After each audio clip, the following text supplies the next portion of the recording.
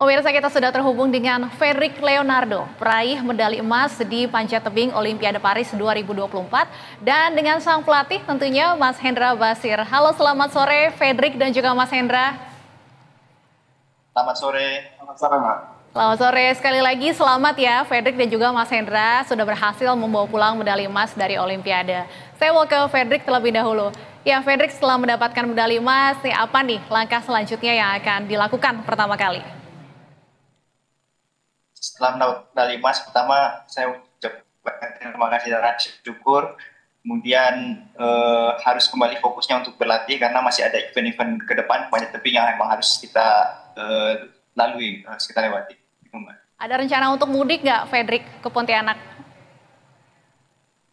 Ya, kalau untuk rencana pulang ya ada buat Kapan? ketemu dengan masyarakat. Ya, masih belum tahu sih karena masih ada agenda di Jakarta. Ingat nggak kapan terakhir kali pulang ke Pontianak, pulang ke rumah? Terakhir pulang itu tahun lalu, akhir tahun di bulan November. Sudah cukup lama ya artinya, tapi kalau sama orang tua sudah bertemu ya?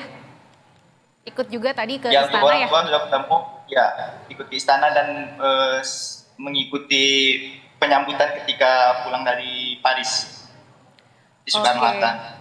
Baik, Mas Hendra, mungkin pertama-tama saya mau dengar nih dari sisi pelatih, apa yang ingin disampaikan akhirnya Fedrik berhasil meraih medali emas?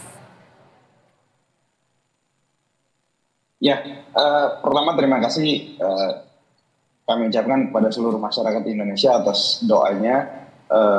Keberhasilan Fedrik adalah keberhasilan kita semuanya, bangsa Indonesia, dan khususnya teman-teman atlet yang juga bersaing dalam perebutan kuota Olimpiade dan termasuk yang sudah mengikuti Olimpiade. Jadi keberhasilan Fedrik adalah keberhasilan kita semuanya.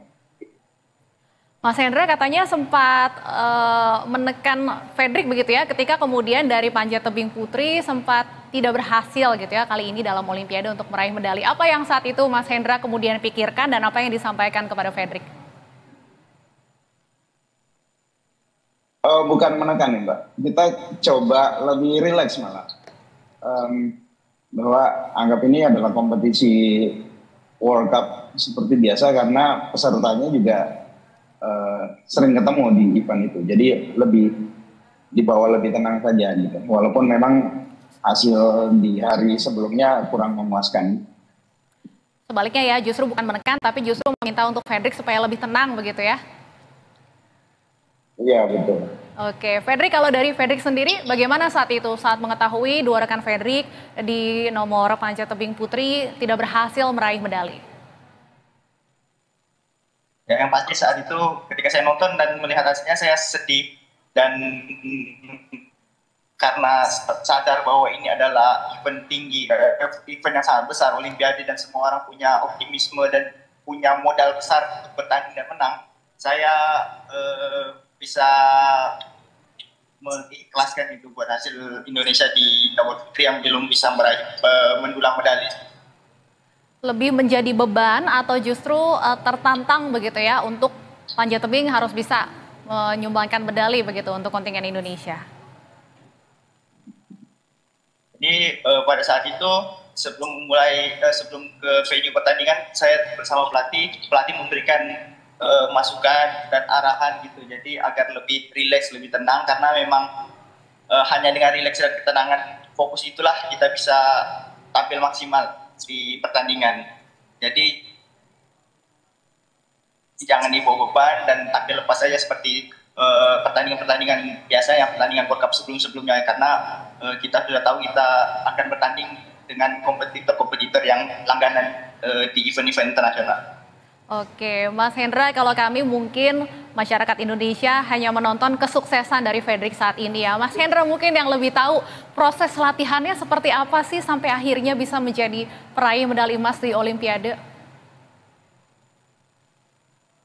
Iya, jadi memang proses saya sendiri mengalami dari 3 ketua umum sebelumnya, di mana panjat tebing kita bermimpi bahwa cabur ini bisa dipertandingkan di Olimpiade. Itu dimulai di tahun 2014 sebelumnya.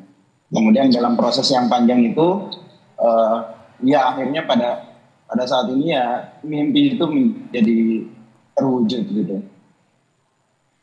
Iya, Fredrik, saya juga dengar katanya bonus 6 miliar rupiah yang diberikan oleh Presiden mau digunakan untuk membangun sarana panjat tebing di kampung halaman. Memangnya fasilitas atau sarana yang ada saat ini seperti apa? Selama ini Fredrik latihan bagaimana kemudian dengan fasilitas yang terbatas? Untuk fasilitas di daerah itu sebenarnya sedang akan ada proses pembangunan. Yang saya ingin tekankan adalah bahwa bonus tersebut ya seperti yang pernah kali di daerah, saya juga ingin punya sedikit lah minimal kontribusi untuk kemajuan olahraga di daerah. Tapi untuk sementara ini saya kan latihannya di Platnas, jadi semuanya sudah fasilitasnya sudah sangat terpenuhi. Ya, Fredrik, memang saat ini kan panjat tebing belum menjadi olahraga yang populer di Indonesia ya, meskipun sudah mulai meningkat popularitasnya. Mungkin ada dari keluarga Fredrik atau orang-orang terdekat Fredrik yang melihat keberhasilan, kemudian mau ikut juga menjadi atlet panjat tebing. Fredrik katanya juga punya 3 adik perempuan ya, kalau tidak salah. Ya, saya punya 2 adik perempuan dan punya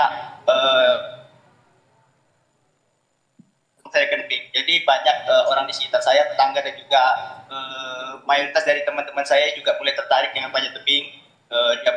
Teman saya punya anak dan mereka juga ingin berlatih panjat tebing begitu. Jadi teman-teman di kampung halaman, tetangga pun juga sudah mulai banyak yang nanya-nanya gitu ya, sudah mulai tertarik dengan panjat tebing begitu ya, Fredrik? Apakah ini yang membuat Fredrik ingin membangun fasilitas panjat tebing di kampung halaman?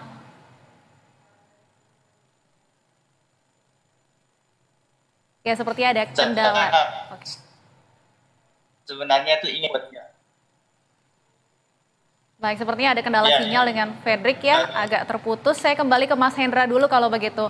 Ya Mas Hendra, seperti yang saya katakan tadi ya, saat ini kan mungkin panjat tebing belum jadi olahraga yang populer di Indonesia. Silakan Mas Hendra, harapan Anda kepada pemerintah supaya kedepannya juga tentunya kita harapkan memberikan support lebih ya kepada olahraga panjat tebing yang sudah berhasil menyumbang medali di Olimpiade untuk Indonesia.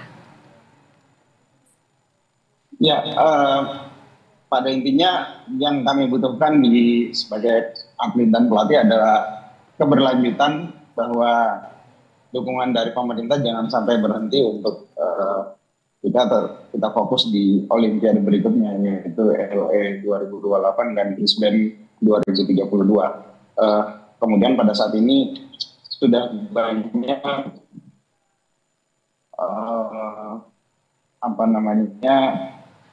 masyarakat yang sudah mulai mau mencoba nih olahraga panjat tebing, dan saya pikir ini suatu sinyal positif bahwa olahraga ini akan tetap sustain ke depannya gitu.